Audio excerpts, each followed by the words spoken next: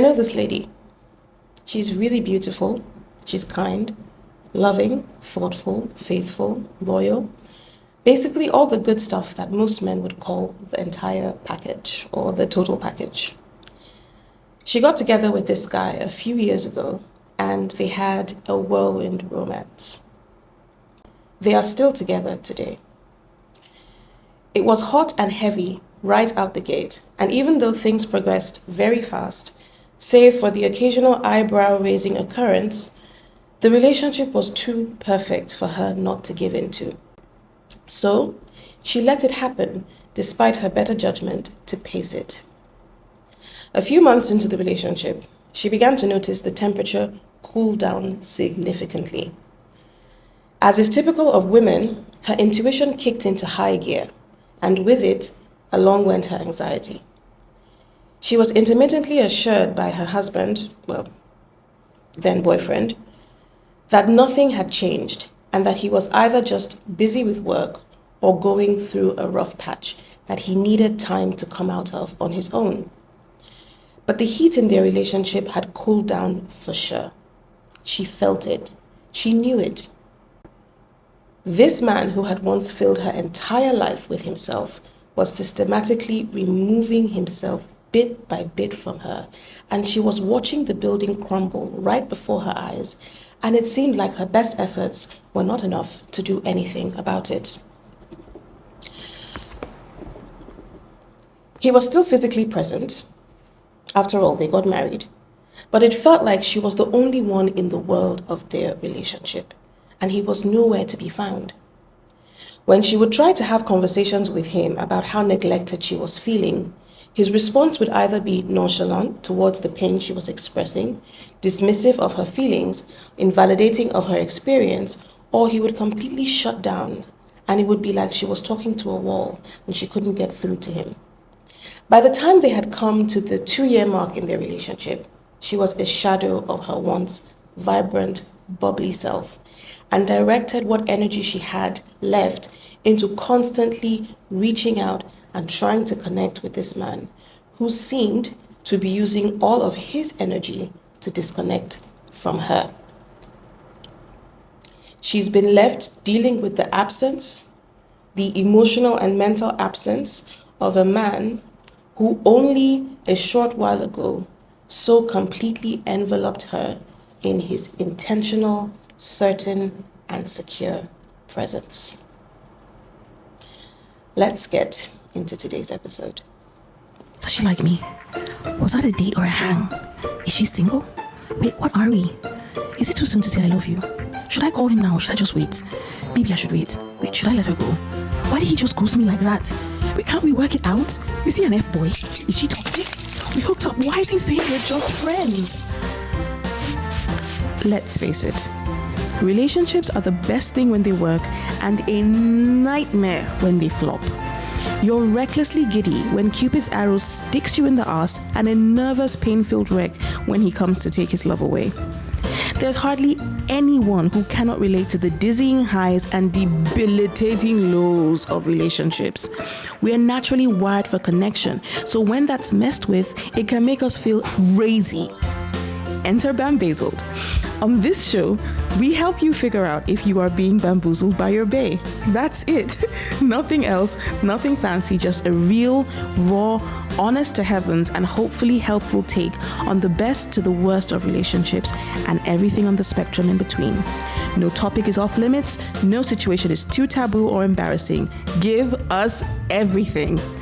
So, if you're wondering if you're being bamboozled by your bae, don't walk, run here. This is your new home. I am your new bestie, and I've got you. Now, let's figure out if you're being bambazeled.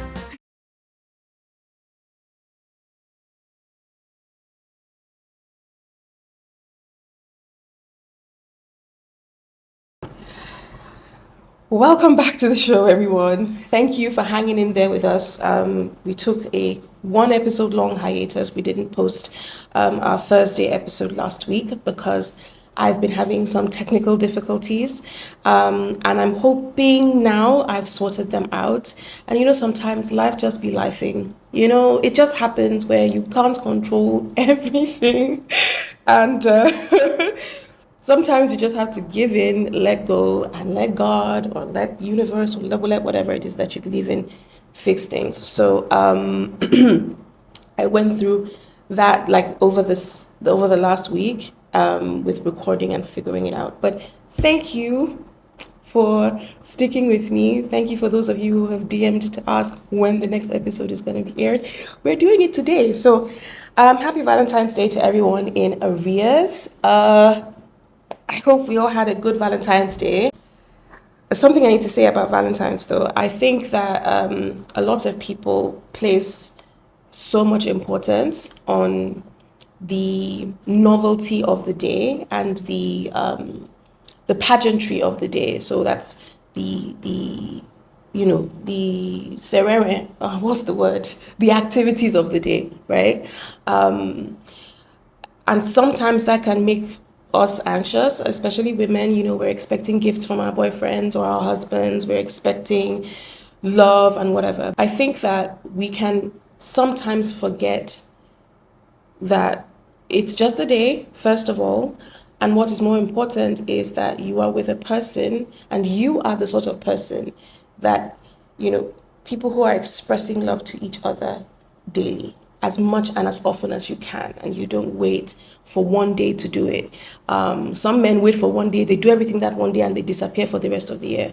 Some men, they show up every other day of the year and they disappear on that day. I think a lot of context and nuance needs to be applied. Excuse me, I'm also recovering from a cold. Needs to be applied to holidays like Valentine's Day, right? And what's most important is the love that you both have, more than the gifts or the presents or any specific thing being done that day. Because I I was having a moment this Valentine's Day. I was. Anyways, to today's episode. Thank you for letting me use your experience for today's episode. You know who you are. Obviously, I cannot say your name, which is fine. But I think that there's something to be learned here. All right, so in today's episode, we are going to try to explain the confusing and painful dynamic of loving and living with someone who loves you, right? But seems only able to love you from one fragment of their heart. I'm going to explain what I mean. Without realizing it, I think many of us would be considered emotionally not immature, emotionally unavailable people. Emotional unavailability is something that a lot of us are not probably aware of. It's something that I also recently became aware of, maybe in the last, 6-7 years or so. Because we live in a society here in Nigeria. We live in a society where mental health is not necessarily taken that seriously by the majority. You people who care about mental health, who are invested in it, who talk about it, who live within that space, are in the minority. And my hope is that the work that I do and the work that other passionate people who are interested in mental health and who do understand the importance of having a healthy mental, the work that we do has some sort of impact, and it makes some sort of difference to the minds of the general population of this country, because we need it. As far as I'm concerned, every Nigerian needs therapy. Every single one, everyone. From our great grandparents, the ones that are still alive, to the ones that are being born, just put them in therapy right out the gate. But yeah, so today's topic is about emotional unavailability. And you're going to find that across the span of this show, emotional unavailability is going to come up a lot, because it is my opinion that most of the relational issues that we have with our partners, with our friends, with our family, this is not just amorous love, it is familial love, it is agape love, it is platonic. It cuts across wherever relationships happen. I think that most of the problems that we experience come from one person in the dynamic, or even both people in the dynamic, being emotionally unavailable. So we're going to talk about that today. So there are people who don't know, they don't even know the first thing about emotional unavailability. They are probably emotionally unavailable themselves, and they don't even know what it is. Some of our parents are grossly emotionally unavailable. Some of our best friends, our boyfriends, our girlfriends, because it happens with women. This is not a man thing. In this story, it's her husband that is emotionally unavailable. But women deal with this as well. Okay, because emotional unavailability essentially, I'm about to get ahead of myself as usual. Emotional unavailability essentially is a response to trauma. Yes, and we're going to talk about that on this show. Because I also think that almost every Nigerian is traumatized. More on that as we progress. Right. So to help us kickstart this show, and so that it's not just coming from it's not just coming from, did I just hike up my boobs? Okay, it's not just coming from my personal definition or my personal understanding. I went ahead to do some research because I love researching, and I wanted to give us a good, proper definition of emotional unavailability. So it's going to help us explain this accurately, and then I'll take over from there. All right, so let's go into the definition by a psychologist, by a renowned doctor psychologist, of what emotional unavailability is. All right, so according to her name is Dr. Lindsay Jernigan. You can look her up on Google, you'll find her. Emotional unavailability refers to someone who doesn't respond to your emotional needs or cues. An emotionally unavailable man or woman has persistent difficulty expressing or handling emotions, and they have a persistent difficulty with getting emotionally open and close, not closed, and close to other people. When we say someone is emotionally unavailable, we mean that they are not comfortable feeling their own emotions, right? They are not comfortable sharing their emotions with others, or having people share their emotions with them, and they are uncomfortable being present and responsive to another person's emotions or their own emotions.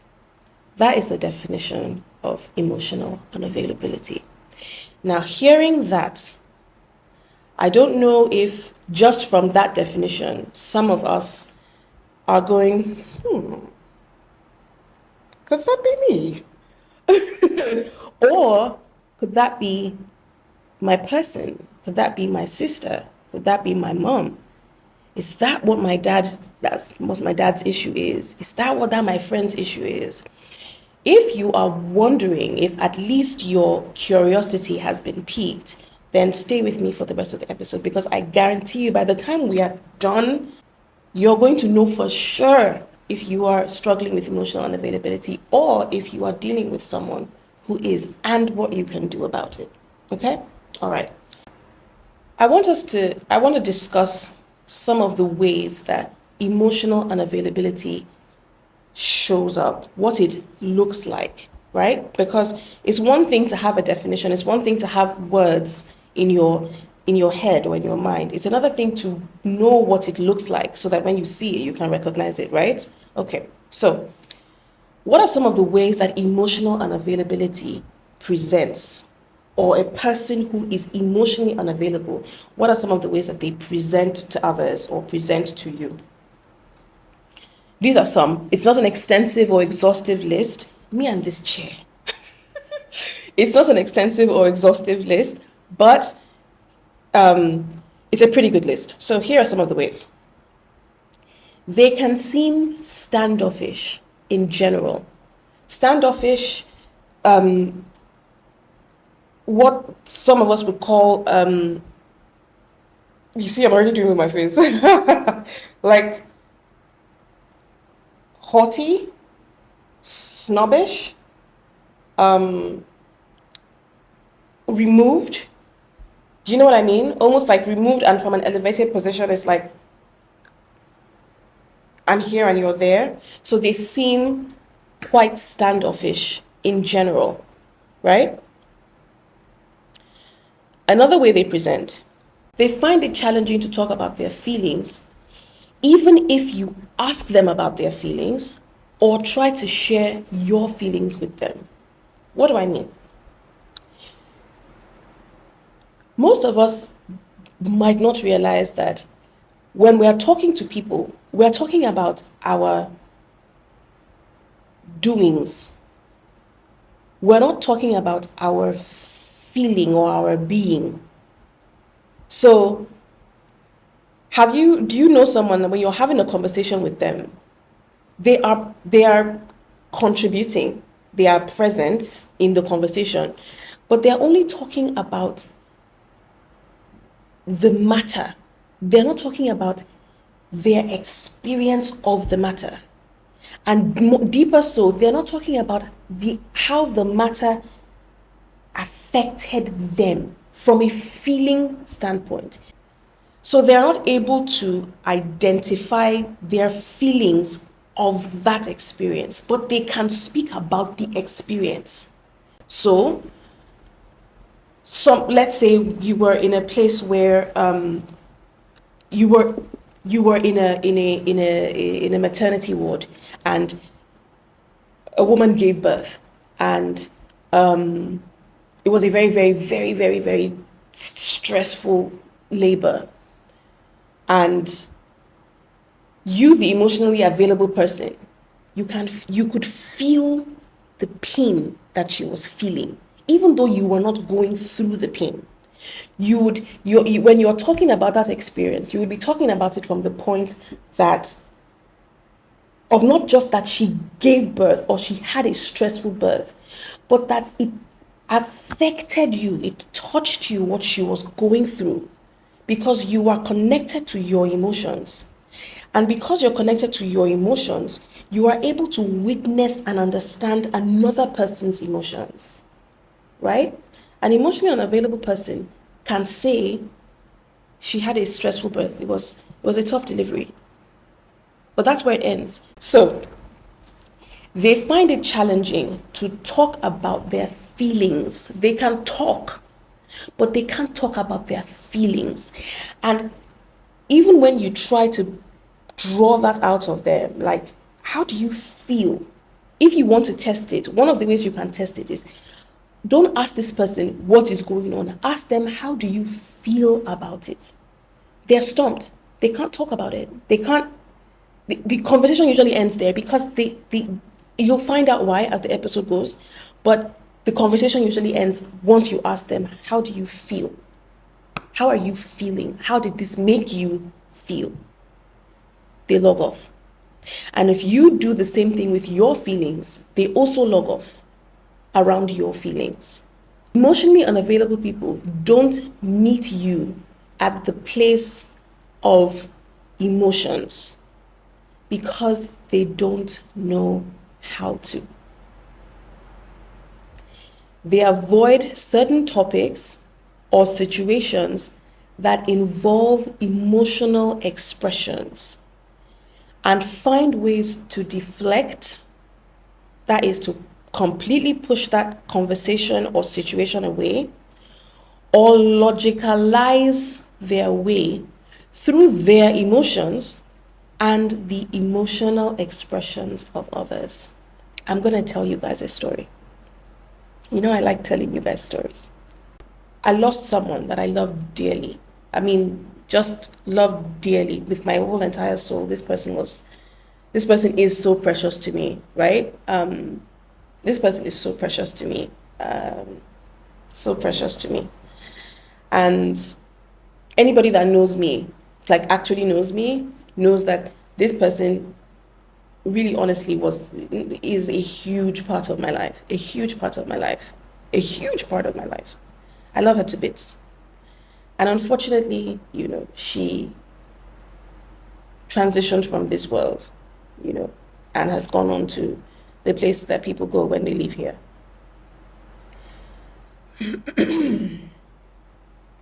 And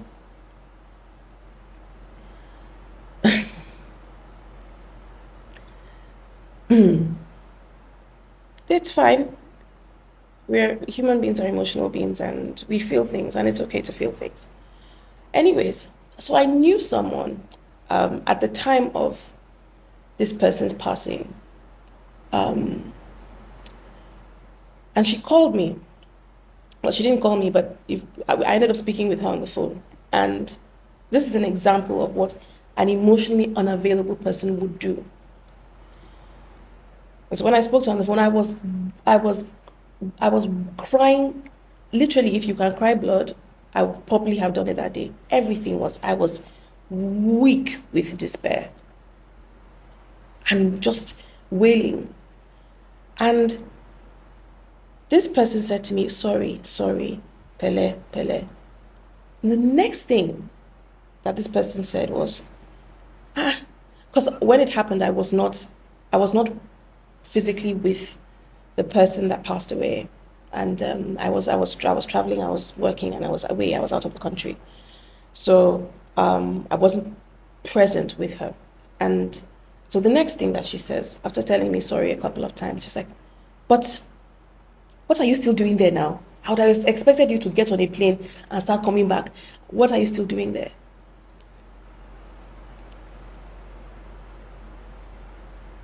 To a person that is literally heartbroken.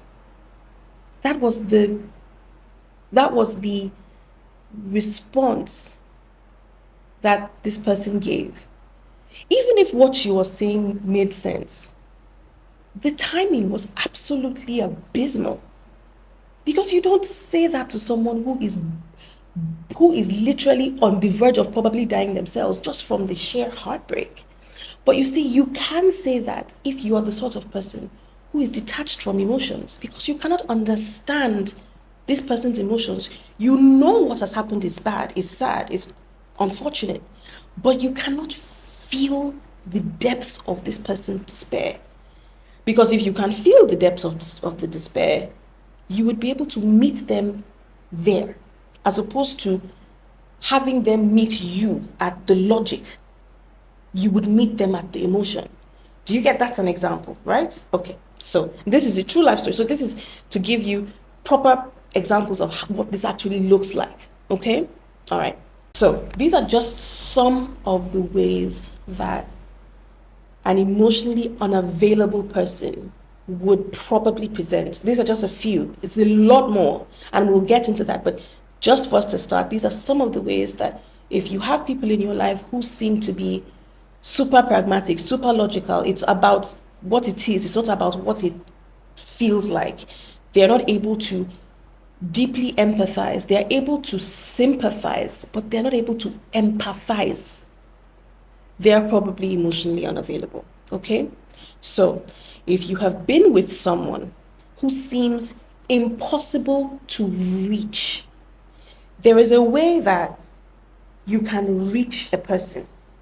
There's a way that you can reach a person when you experience them, when you're in their presence, when you're around them. There is a way that you cannot physically enter this person, but you feel like you have entered inside this person and this person has entered inside you. Let me quickly say this.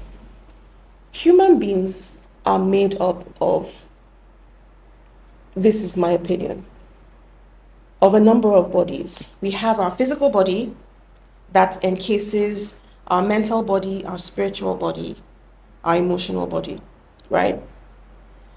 Now, emotionally unavailable people have access to their physical body, their mental body, even their spiritual body to an extent. They have no access to their emotional body. So if you're, my post-its again, no, let's not use post-its. I have a bunch of pens. Let me grab them. Got a bunch of pens. So this is the human being. All together like this. This is the human being. This is your mental body, spiritual body, physical body, emotional body. An emotionally healthy person, an emotionally whole person, all their bodies are integrated like this. And at any point in time, they can access any one of them when it is appropriate. They can go to their physical, they can go to their mental, they can go to their spiritual, they can go to their emotional. They are all integrated and they are all accessible to the person. Now, an emotionally unavailable person, it's a different case. They can access their mental, they can access their physical, they can probably access their spiritual if they are a religious person, but their emotional body is separated from them. And so they are, in a sense, unintegrated within themselves, not fully integrated within themselves. And so that is why when, oh gosh, God, this is my example for, so that is, have this visual in mind when you're thinking of an emotionally unavailable person, which is why you can talk to them. They go to parties, they have friends, they have relationships, they are married, they are pastors, they are counselors, they're teachers, they're your friend. And you can access them in any of these bodies. You can reach them. But when it comes to here, you cannot reach them because they cannot reach it. It is their access to a particular part of themselves that grants you access to that part of themselves. So because they are in touch with their mental, you can have intellectual, intelligent, progressive, good conversations with them on an intellectual level. You can do the same thing in the physical in terms of this person. If this is your partner, you guys will have sex. If this is your friend, you guys, will do things. You can, no, please don't, not that's what I mean. You know what I mean? You can access them physically. You can access them spiritually. You guys will go to church together. You go to the mosque together, whatever. You pray together. You can be prayer partners. You can be prayer warriors. But the moment it comes to experiencing the emotion of the things that you do here, this person seems to cease to exist because they don't have access to this place. And so if you have been with someone who seems impossible to reach on an emotional level, especially when they are more, the more intense emotions. So you're like things like your pain, your grief, your despair, your fear, your anxiety, your confusion, right? Even to some extent, your joy, because the thing that we need to understand about the human being or the brain is this. If you shut down your ability to feel, if you shut down yourself on one end, so you say, I'm not ever going to feel pain, I'm going to be tough and strong and whatever, I'm thick skin, thick armor, nobody can get to me, nothing can get to me, nothing can touch me, I'm not emotional, I don't cry, all those things, you cut yourself off from the hard emotions on one end. We think that that has saved us from ever feeling any pain and any sadness and anything. And, to some extent it does. But in order for you to cut yourself off from negative emotions, it means you also have to cut yourself off from positive emotions. So While you might not feel pain and despair and anguish as deeply, you also will not feel joy, love, happiness as deeply. Passion. Have you met people where no matter how good the thing that is happening, how good it is, they don't seem to be able to rise past a certain point of excitement or investment or joy? It's almost like you want to pack some of your joy and put it inside them so that they can feel this amazing feeling. It's emotional unavailability. And the same response they have to the bad stuff. It's the same response they have to the good stuff. It's okay. It's great. Oh, that's awesome. Oh, that's wonderful. They might even break out into a little dance. But that consuming joy, that consuming passion, that feeling of the experience, not just facing you, but going through you and touching you and feeling you and passing through. Feel it because it passed through you. And it feels you because it passed through you. They don't have that. So, again, let me try and read this sentence. If you have been with someone who seems impossible to reach on an emotional level, especially when there are the more intense emotions like pain, grief, despair, confusion, fear, vulnerability, and they emotionally disappear when you emotionally need them, or they approach your feelings with a long stick, like the long stick of logic, like they poke at your feelings and your experience and your vulnerability with a long stick. So it's like the thing, let it not touch me. Let's just so they poke at it with the long stick of logic or pragmatism or even contempt. Contempt is not always I take stone and I stone you, or I shout wow, or I whatever. Contempt is a feeling of disgust. And sometimes disgust is involuntary. It is still a trauma response, but they approach your feelings. Oh, it's almost like your feelings irk them. It's like, right? It is likely that you, my dear viewer, have been dealing with someone who is emotionally unavailable.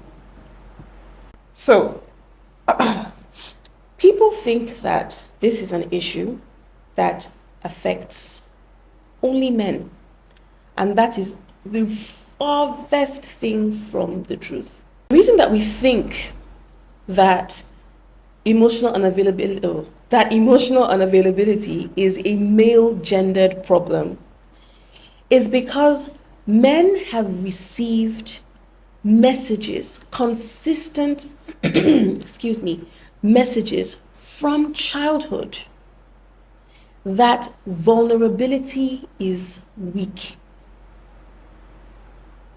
Women don't necessarily receive that same messaging, even though women are emotionally unavailable as well. But for the men or male gendered people, from childhood, it is drummed into their psyche that vulnerability is weak, that softness is weak, right?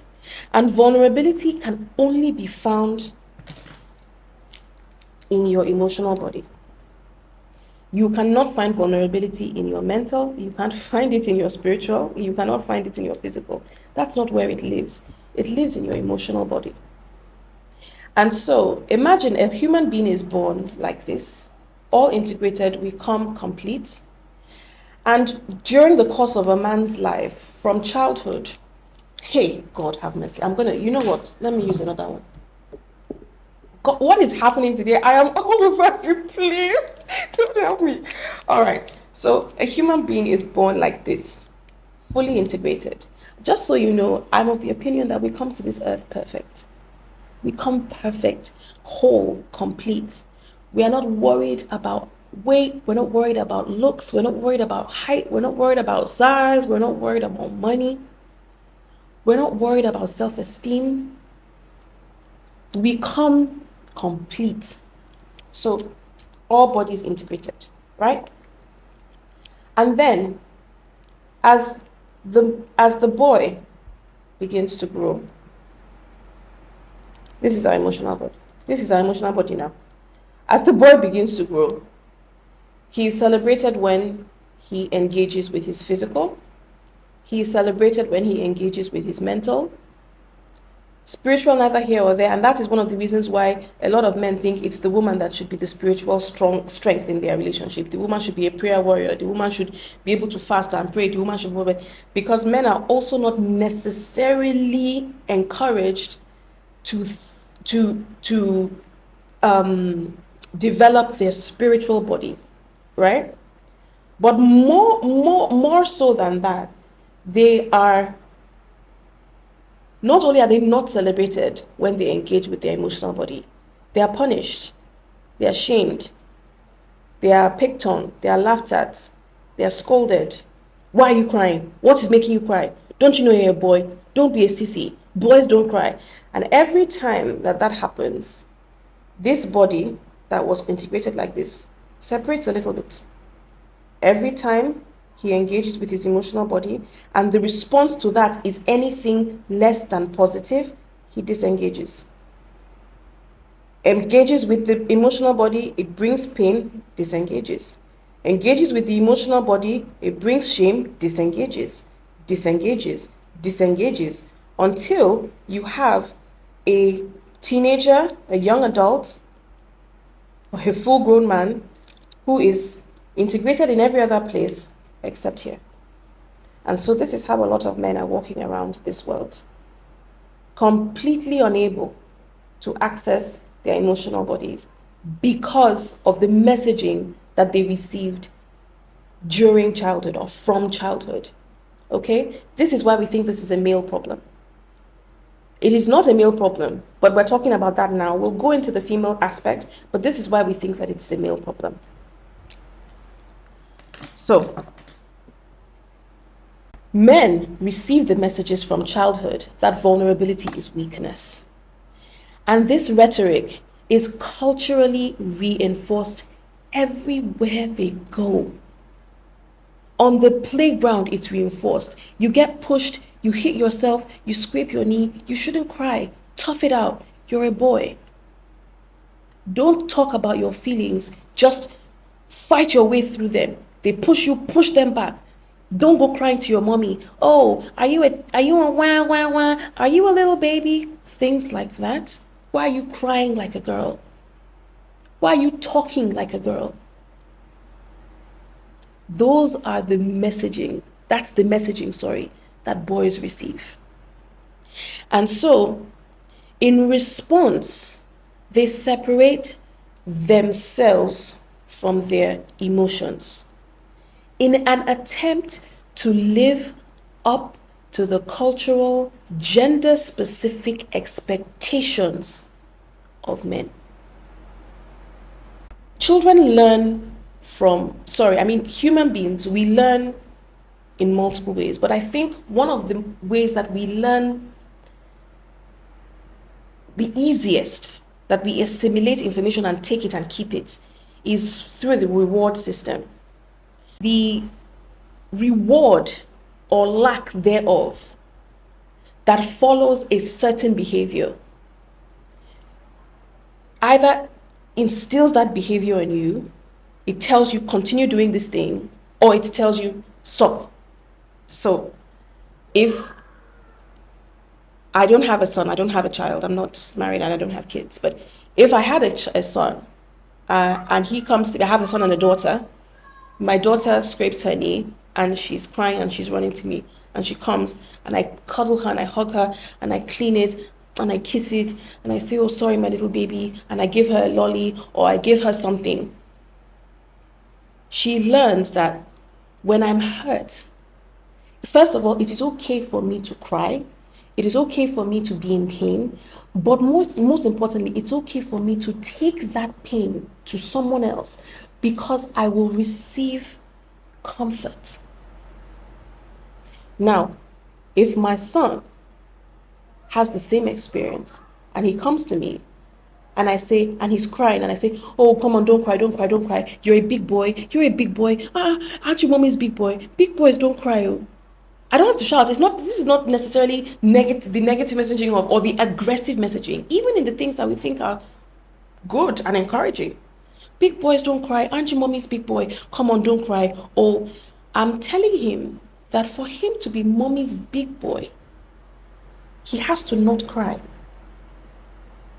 When you say things like, we don't cry in this house, I'm telling you that if you want to be a part of this house in a way that this house accepts you, you cannot cry. And so the brain learns, because your brain's job is, its one goal is to keep its host alive, because without its host, your brain has nowhere to live. So your brain is selfishly guarding you so that its host stays alive, so that it has a home to live in. And the thing that causes its host pain is a threat to its host's survival. So when your brain it notices that you are experiencing pain, in its mind, it's trying to gauge what is the level of pain that this person can experience before it compromises my host. And that is when you have things like dissociation happening, when a person literally exits their body. They are there, but they have exited the building. That is your brain's way of saying, this pain is too much. I want to protect my host. I'm going to take them away so that what is happening is not happening to, how do I explain it? It might be happening to them, but it's not happening to them. Right? If a child does something and the reward is pain, or the reward is shame, the reward is harshness, the reward is separation. If your child expresses something to you, and because they express something to you that you might not like, but it's their experience, you cut them off emotionally. You give them the silent treatment. You give one child a bigger piece of something. You treat them like they're less of yours because of them. They learn to disconnect from them so that they can stay connected to you. This is the birth of emotional unavailability, and this is why it seems like it is more prevalent with men. It is because of the way that men are conditioned from childhood. With women, we can also be emotionally unavailable, but it often goes undetected. So they are usually branded as strong women. Do you know a strong woman? Not a truly strong woman. I'm saying, do you know women that they call, oh, this is a strong woman, she doesn't cry? Before you see this woman's tears, you will solve it. It has to be a big thing before she will cry. We think that that's like a badge of honor. We think that that's like, oh yeah, she's a strong woman, she's a strong chick. This chick, no, they shake. She's very likely detached from her emotional body. But with women, they are called strong women. Why are they strong? They take everything on themselves. It's hard for them to accept help. They're the I've got it kind of women. Don't worry, I've got it. Don't worry, I've got it. Don't worry, I will do it. They want to, and sometimes they want to do everything for everybody else as well. But when people try to do things for them, they repel that. They kick away from attention, like they are part. They don't know how to receive attention. There are some men who say, my wife, it's like if I give my wife too much attention, it annoys her. And they think, oh, she's a strong woman, she's an independent woman. She's an emotionally unavailable woman. Because a woman who is attuned to her emotions wants a man's attention, wants a man's attention. It is a part of our design. She's not desperate for his attention, but she enjoys it. It is something that she recognizes and looks forward to. Her man being in her man's presence and her presence being witnessed by her man. So,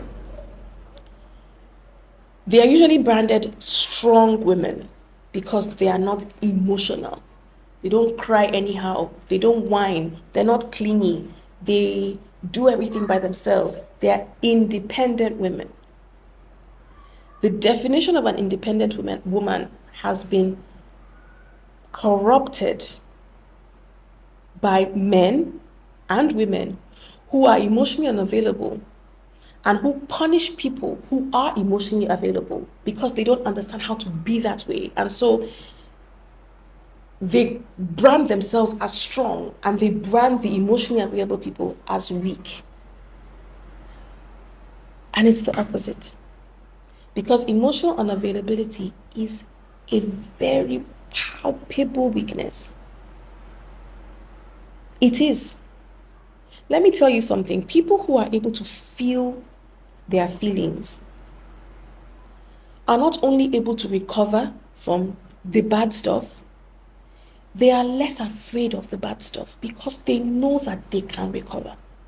They are not living their lives in constant avoidance mode. Don't bring this near me because I haven't developed the skills to survive this emotion. So they are constantly avoiding stuff because they are not internally equipped to handle it. Whereas the emotionally available person might constantly be going through stuff. They might go through a lot of pain. They might cry a lot, but they release a lot. You create emotional unavailability in a person when every time they bring their emotional self to you, what they meet is your back. So you have some families or homes where they pray together, they can fast together, they will take communion together, they go to church together. They can meet when the children show up in that way, they meet their parents. They are able to reach their parents. When the children show up, they do good in school, they do good in sports, they do good in whatever, they're able to reach their parents. When they are able to mirror the parents' way of thinking, they're able to reach their parents. When the child comes to the parent with their emotions, the parent turns away like this. So every time the emotional part of that child comes, they meet the back of their parents. That's the way that women can become emotionally unavailable. You've been hurt so many times in your relationships. You give your all, you get jilted, you get ghosted, you get dumped, you get cheated on. When a man does that to a woman, this is the equivalent of a child going to their mom or dad with their emotional self and meeting their parents back. It's like, I'm not available for this. I'm available for your achievements in school. I'm available for when you're a good kid. I'm available for when you're not annoying me. I'm available for, when we go to church together. I'm available for the optics. I'm available for when people praise you for being a pretty girl. I'm available for that. But I'm not available for you when you come with tears, when you come with sadness, when you come with confusion, when you come with this side of your humanity. You need to figure that out on your own. You need to deal with that. I'm not available for you when you need attention. When a man does that to a woman, it's the same thing as when a parent does that to a child. You are available for her physical, so you guys were having sex. When you wanted to have sex, she was interesting to you, she was useful to you. When it came time to maybe splitting bills or taking care of the home, she was available to you. She was useful to you. She cleans the home, she cooks, whatever. When she comes to you and says, I'm feeling neglected, I don't feel seen by you, I don't feel heard by you, I feel ignored by you. You start to do this. And this is the part of you she needs. She needs your back. You essentially are telling her, Madam, I am available for your body. I'm available for the services that you render in this home. I'm available for you to raise our children and take care of them, take care of this home. I'm available for that. I will pay for your trips. I will buy you things. But you see, when you come to me with your emotional body, I am not available for that. And that is why it is called emotional unavailability. So, boyfriends, husbands, this is how you create an emotionally unavailable woman who might have been emotionally available when she came to you. Because whenever she brings her emotional body to you, she meets a closed door. She meets a brick wall. She meets you being dismissive, being uninterested, being unavailable, being unaccepting. As opposed to saying, when you meet me with everything else and I'm available to receive that, I'm available to hold space for that, I'm also available to hold space for you when you come with your tears, when you come with your complaints, when you come with your worries, when you come with your fears, when you come with your insecurities, when you come with the things that you do that annoy the shit out of me. I'm still as available to you as I am when I want to have sex with you, as I am when I want you to take care of the kids, as I am when I want you to take care of the home, as I am when I want you to represent me in a good way. I'm still just as available for you. Emotionally unavailable people don't present at first with their emotional unavailability. They have a limited, very limited capacity for emotions. Their capacity for emotions are like, hey, what am I going to use? Oh, what should I use on this table? Okay, I found something. So this is my pencil case. Let's say this is how a human being, this is the amount of emotional availability a human being is supposed to have, like just before they are damaged and whatever. Look at all the space. It can carry all of this. An emotionally unavailable person has the capacity to carry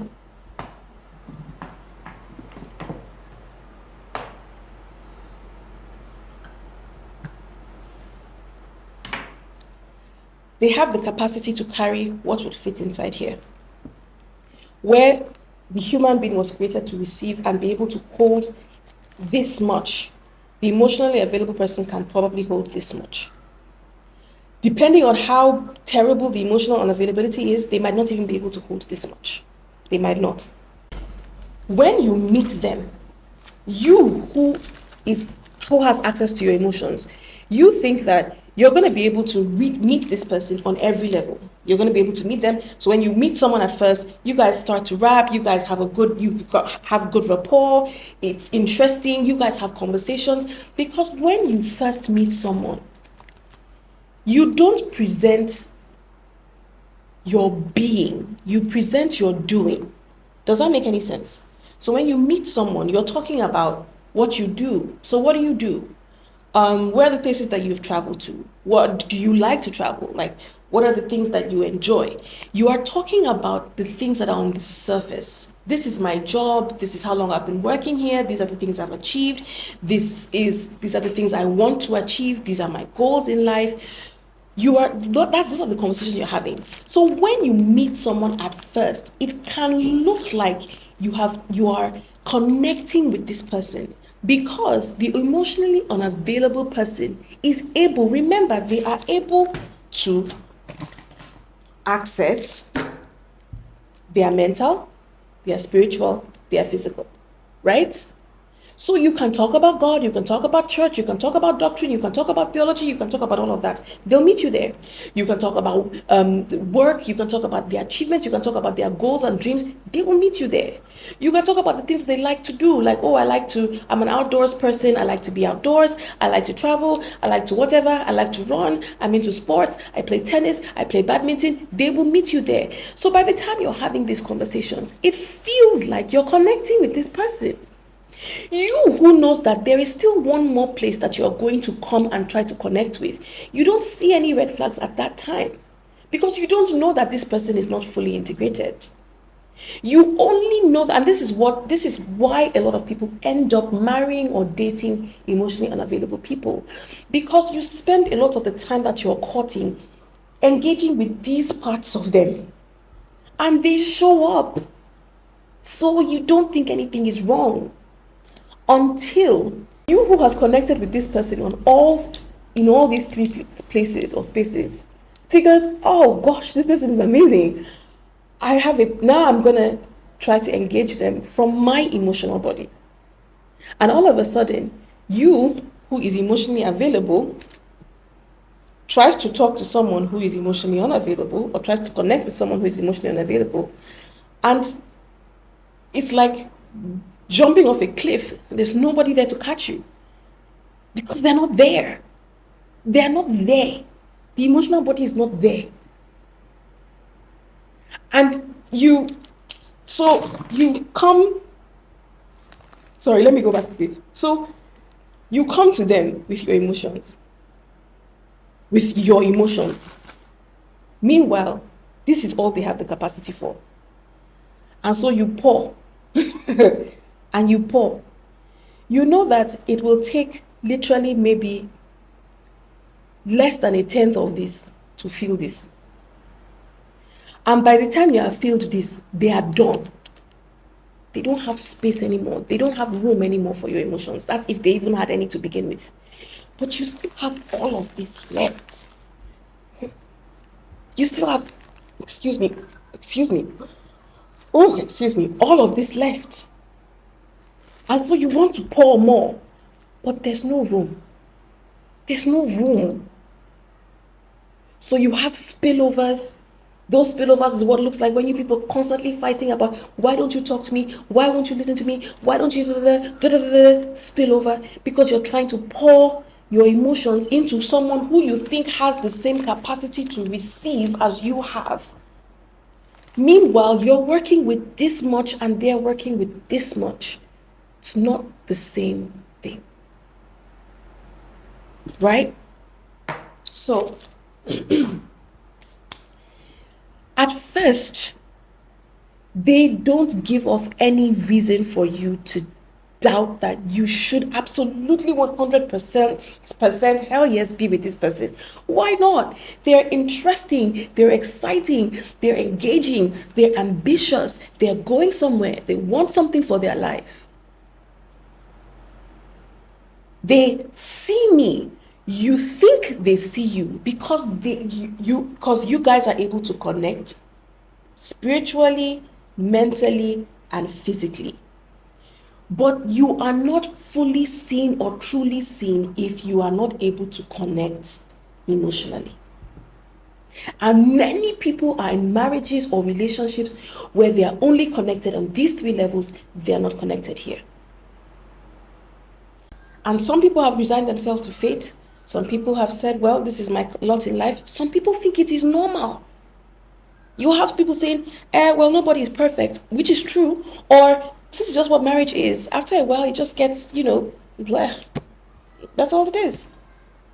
Meanwhile, you have some couples, married or not, who the passion in their relationship is so evergreen. Doesn't mean they don't fight. Doesn't mean they don't boost themselves. Doesn't mean they don't get angry with themselves. Doesn't mean they don't irritate the shit out of each other. But they connect.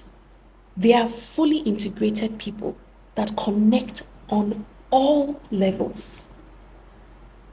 And because they connect on all levels, they have a deeper enjoyment of their relationship. Right? They have a deeper enjoyment of it. Notice I said I didn't say they don't fight. I didn't say that they always get along. Sometimes they will break up. As they break up, they will come back together. But he is able to witness and accept and encourage and receive and hold her emotional body. And she is able to do the same thing for him. So they don't feel like a part of them is dead when it comes to this relationship. They feel like all parts of them can live, all parts of them can thrive, all parts of them are welcome. Are not even just welcome, are encouraged, are received, are accepted. Now, remember what we said at the beginning, that what causes emotional unavailability is the rejection of your emotional self. What causes emotional availability is the acceptance of it. And when you see people who accept all of themselves, they have such a freaking beautiful relationship with all the ups and downs. This is where you see people who are not trying to change each other necessarily. They find a way to work with one another. They find a way to live with one another. She doesn't feel like she has to constantly ask for his attention because he gives it to her. She doesn't have to beg to be seen because he sees her. He doesn't have to suppress the fact that he wants to be seen because she sees him. She encourages him to give me that vulnerability. I want it. I want you to cry when you're sad. I want you to know that I am a safe place for you, for all of you.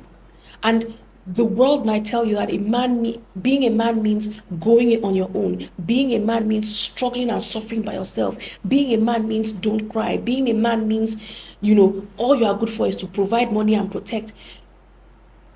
And I'm telling you that being a man, for here within this space, is you being all of you.